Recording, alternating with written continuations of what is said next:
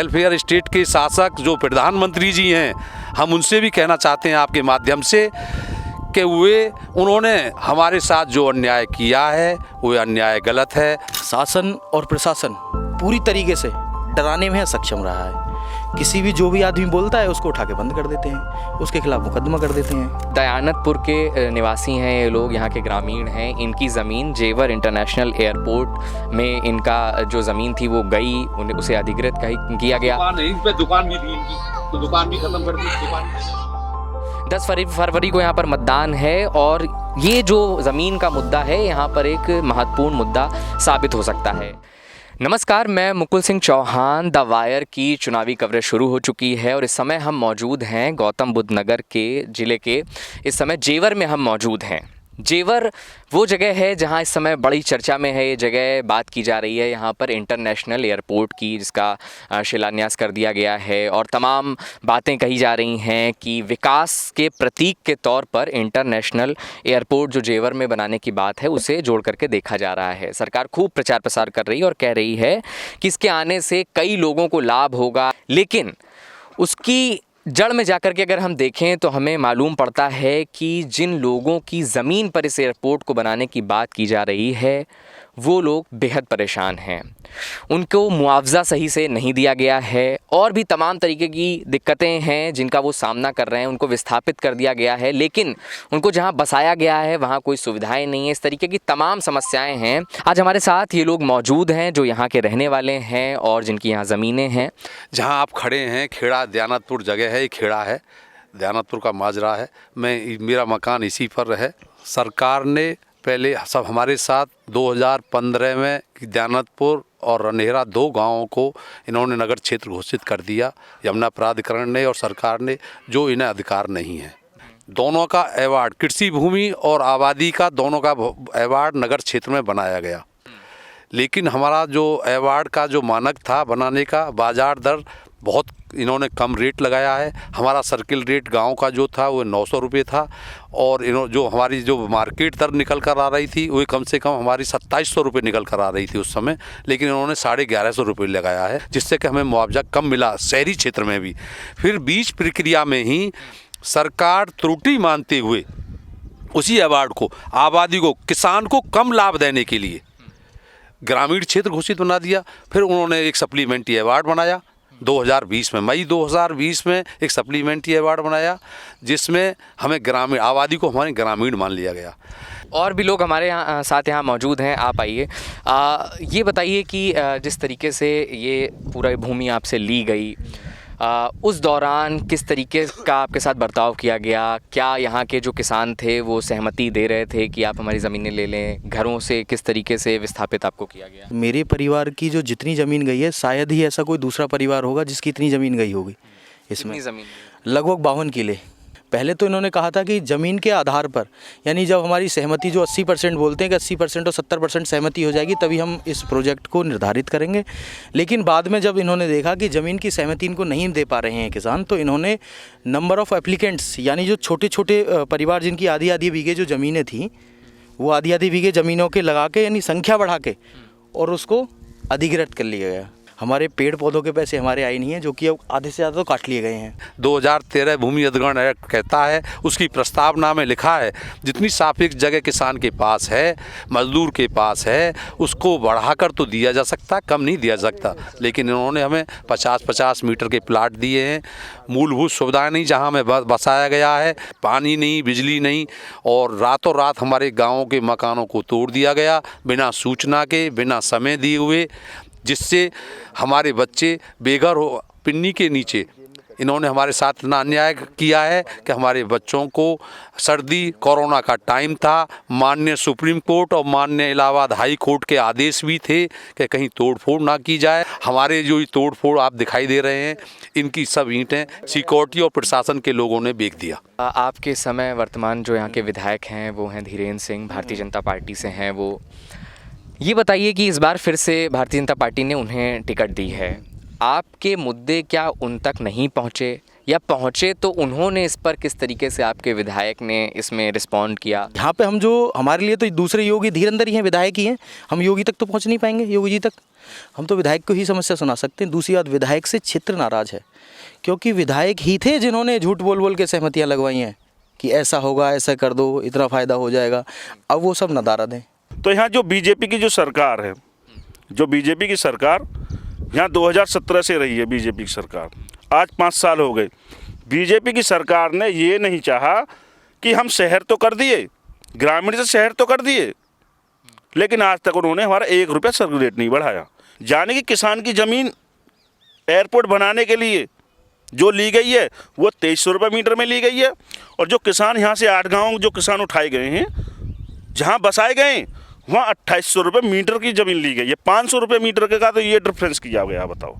हमने हज़ारों लेटर, हज़ारों आरटीआईयाँ, हज़ारों हमने अखबारों में न्यूज़, सोशल मीडिया के माध्यम से हमने मुख्यमंत्री जी को और प्रधानमंत्री जी को बताया है, लेकिन हमारी बात नहीं सुनी गई। मुख्यमंत्री तो ये भी कह रहे हैं कि जो किसान हैं उन्होंने खुशी खुशी अपनी ज़मीनें दी हैं। हमने कोई खुशी ज़मीन नहीं दी, हमें जबरन प्रेशराइज, हमसे सहमति ली गई, हमें धमकाया गया, डराया गया, जिसकी राशन की दुकान थी उनको तुम्हें जेल भेज देंगे, इस तरह से हमारी सहमति ली गई। हमारे साथ अन्याय हुआ है। आज भी देख सकते हैं आप, जेवर बांगड़ जहाँ में बसाया गया है, 850 करोड़ रुपए इन्होंने सैंक्शन किए हैं, वहाँ देख लें आप 200 करोड़ रुपए भी नहीं लगाए इन्होंने। तो इस बार का जब 10 फरवरी को जब आप मतदान के लिए जा रहे हैं, तो आपके लिए महत्वपूर्ण मुद्दा सबसे ज़्यादा इस चुनाव में क्या है? हमारे लिए तो है विकास, और विकास, बेरोजगारी जो इन्होंने हमारे क्षेत्र में लूट मचाई है, ये सबसे गलत करा है। अब 10 फरवरी को चुनाव हैं, तो क्या आपके यहाँ से ये ज़मीन का जो मामला है किसानों का, क्या ये एक महत्वपूर्ण मुद्दा बन रहा है इस चुनाव में? ऐसा है जी, यहाँ जेवर एयरपोर्ट में जितने गांव की ज़मीन गई है और जिनकी जाने वाली है, सभी गांव में विरोध है। ठाकुर धीरेंद्र सिंह हमारे यहाँ धरना चला था 2-3 साल, किसानों ने किसी ने भी सहमति नहीं दी, क्योंकि 2013 कानून ये कहता है कि जब तक 70% सहमति नहीं होगी उस गांव की ज़मीन नहीं जाएगी।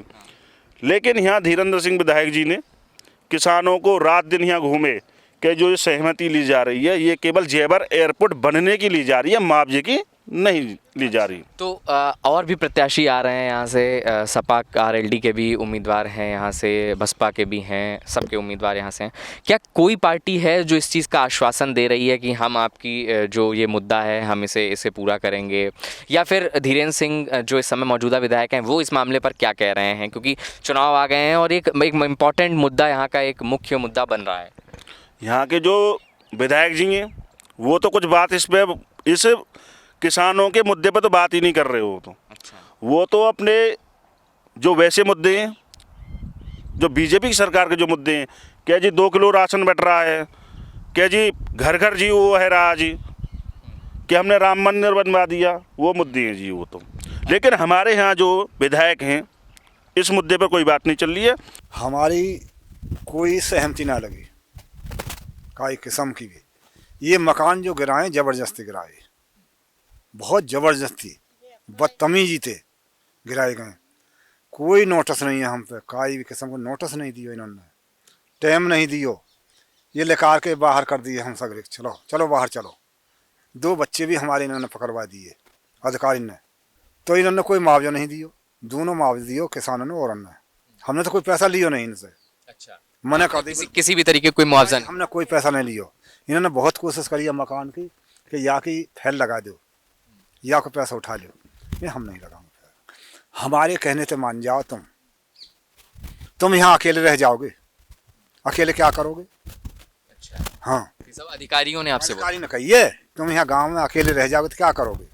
कितना बड़ा मकान था, कितनी ज़मीन पर? ये 250 मीटर में है, ये 2 मंजिल। अच्छा अम्मा, ये बताइए कि आप यहाँ इस तरीके से छप्पर डाल के कब से, कितने दिन हो गए रहते हुए? 8 महीना है गए मैं जहाँ रहते थे। पूरी ठंड मतलब आपने इसी तरीके यहीं में रही है। कैसे, मतलब क्या पुलिस वाले किस तरीके से आपका ये मकान पूरा इन्होंने गिराया? तो एक अधिकारी तो जो कहा थे तो खोद के बांट दूँगा जमीन में, जहाँ आगे रोड पे तहसीलदार हो। मतलब आपको धमकियाँ भी दी गई? धमकी बहुत दई, खुद दई, आप धमकी दई। और यहाँ के 2 सारे रहे ट्रैक्टर चला रहे ईट पीटने में, तो एक लड़का वहाँ बैठो, एक नल ना तोड़ देंगे, नल तोड़ दियो, तो छोरा रेसी जगह ठाड़े हो तो छोरा बाहर पकड़ के मार के ले गए, छोटे वाले नहीं रहे तो तुम्हें जो छोटों से रख लो मैंने। ये बताइए कि विधायक तो इस बार फिर से भारतीय जनता पार्टी ने आपके धीरेन्द्र सिंह जो अभी तत्कालीन विधायक हैं उन्हीं को फिर से टिकट दी है, तो वो क्या आपके बीच आ नहीं रहे हैं? ये कोई ना आयो, आज तक नहीं आयो विधायक, तो आज तक आयो नहीं है, हमारे आंसू पहुंचने तक नहीं आयो, क्या कैसे रह रहे कैसे ना रह रहे, आज तक नहीं आयो। धीरेन्द्र सिंह को वोट नहीं देंगे हम, ये है हमारा मुद्दा। चाहे ये कच भी कोशिश करे, वोट हम नहीं देंगे और वोट इसकी हम काटेंगे भी, विरोध भी करेंगे, खूब डट के विरोध करेंगे। देखो लोग के जो मकान तोड़े गए हैं ये कोरोना के वक्त ही तोड़े, कोरोना टाइम में मकान तोड़े हैं ये। हाँ, तो ये किसान हैं, ये यहाँ के निवासी हैं। इनका आरोप है कि इनके घरों को बिना किसी नोटिस के तोड़ दिया गया जबरन, और इन्हें धमकियां भी दी गई। और इंटरनेशनल एयरपोर्ट की बहुत चर्चा हो रही है। विकास के प्रतीक के तौर पर सरकार इंटरनेशनल एयरपोर्ट को 2017 विधानसभा चुनाव में पेश कर रही है, लेकिन एक सच्चाई ये भी है कि एयरपोर्ट की उस चकाचौंध की जो बातें लगातार की जा रही हैं, जो विज्ञापन और जो दावे सरकार कर रही है, उसकी एक तस्वीर ये भी है जो बहुत स्याह तस्वीर है। इस समय हम मौजूद हैं जेवर बांगर कॉलोनी में, और यहाँ पर जो विस्थापित लोग हैं जिनको गांव से हटाया गया है, उनको यहाँ पर आकर के बसाया गया है, यहाँ बांगर कॉलोनी में। और यहाँ की स्थिति इस तरीके की है कि अभी हमें हमारे सामने टंकी पानी की बनती हुई दिख रही है। यहाँ पर जो घर हैं वो भी अभी निर्माणाधीन हैं। यहाँ जो लोग शिफ्ट हो गए हैं, आ चुके हैं, बस चुके हैं, हम उनसे बात करेंगे, जानने की कोशिश करेंगे कि क्या स्थिति है यहाँ की, क्या दिक्कतें हैं जिनका सामना उन्हें लगातार करना पड़ रहा है। आप यहाँ कब शिफ्ट हुए हैं, कब से यहाँ से आप रहने लगे यहाँ पर, और किस गांव से आप शिफ्ट? नंगला छीतर से। नगला छीतर से। हाँ, 4-5 महीने हो गए यहाँ पे। अच्छा, तो क्या यहाँ पर रहने लायक सुविधाएं हो गई हैं? अभी ना हुई सुविधा, अभी तो बहुत काम भैया। ट्रे खाली होंगी, लाइट ना चलेगा गली में, हमारे पैसे ना आए बच्चे के, ना घर के पैसे आधे रोक रखे हैं अभी। अभी आपको मुआवजा नहीं आया है? आधो मिलो आधा ना मिलो, घर के आधे मिले आधे ना मिले, बच्चे के रोके पड़े पैसा 36। फिर आप आनन फानन में ऐसे क्यों, मतलब यहाँ क्यों आना पड़ गया? अरे SDM ने घर खुलवा दिया, फिर क्या कहाँ जाते सब, गुंजा सिंह ने पूरा मकान तुलवा दिया ज़बरदस्ती। हमारी बात है सीधी सीधी, क्या हो जहाँ भी कहनी है। गांव के जो पैसा है वे पास हो गए, गांव के बाहर के ले गए, और जो मेन मौजूद गांव के निवासी हैं, जो इस घर मकान है उनके, वे लोग भटक रहे हैं 6-36 से और पैसान से भी, क्योंकि उनकी लड़किन के बिना, अब जैसे बता रहे हैं ऐसे मैं हूँ जो आपने यहाँ पर घर बनवा लिया है अभी? हाँ, घर बनवा लिया है, बाकी दिक्कत सामने करना पड़ रहा है। पानी बिजली इन सब की क्या व्यवस्था है? कोई व्यवस्था नहीं है पानी की, पानी बिजली की कोई व्यवस्था नहीं, और यहाँ आप लोग बस गए हैं आकर? हाँ, बिजली बस छोड़िए, इन खम्बान में से ले रहे हैं बस। ये रखे ना डिब्बा, देखो सामने ये डिब्बा है, इसमें किसी के भी तार ना लग रहे, हम लॉक लगा दियो। 100 मीटर कनेक्शन के 15,000 मांगे हैं। बिजली कनेक्शन 100 मीटर के 15,000 रुपया, 50 मीटर के 8,000 रुपया। तो ये सारी शिकायतों को लेकर के आप अपने प्रतिनिधि के पास, किसी अधिकारी के पास नहीं गए? कितनी बार चले गए, SDM पास भी, तहसील में चले गए, विधायक जी के पास चले गए, हाँ हो जाएगा ऐसे होता रहे बस, कब्रिस्तान ना मिले अभी तक भी। अब नेता भाग रहे हैं वोट की स्कूले में, समझ गए मेरी बात है। कोई आपके बीच आ नहीं रहा है कि दलालन के बीच में हमें नेता, हमारे यहाँ तो कोई वोट मांगने को भी ना आया कॉलोनी में, देख रहे हो कोई, या पूरी कॉलोनी में आप भी घूमो मैं भी घूमो, काहे का झंडा कोई, यहाँ तो कोई वोट मांगने कोई ना आ रहा। तो ये वो लोग हैं जिन्हें अपने गांव छोड़ करके आना पड़ा। इनकी एयरपोर्ट में ज़मीन चली गई है, फिर उसके बाद सरकार ने यहाँ आकर के बसाया है, लेकिन यहाँ की जो स्थिति है वो ये लोग बता रहे हैं कि यहाँ बिजली पानी जैसी कोई भी मूलभूत सुविधाएं नहीं उपलब्ध हैं। साथ ही साथ ये भी कह रहे हैं कि इन्हें मुआवजा भी अभी पूरा नहीं मिला है। तो ये तमाम समस्याएँ हैं जिनका ये लोग सामना कर रहे हैं। सहयोगी हिमांशी सैनी के साथ मुकुल सिंह चौहान, द वायर, जेवर।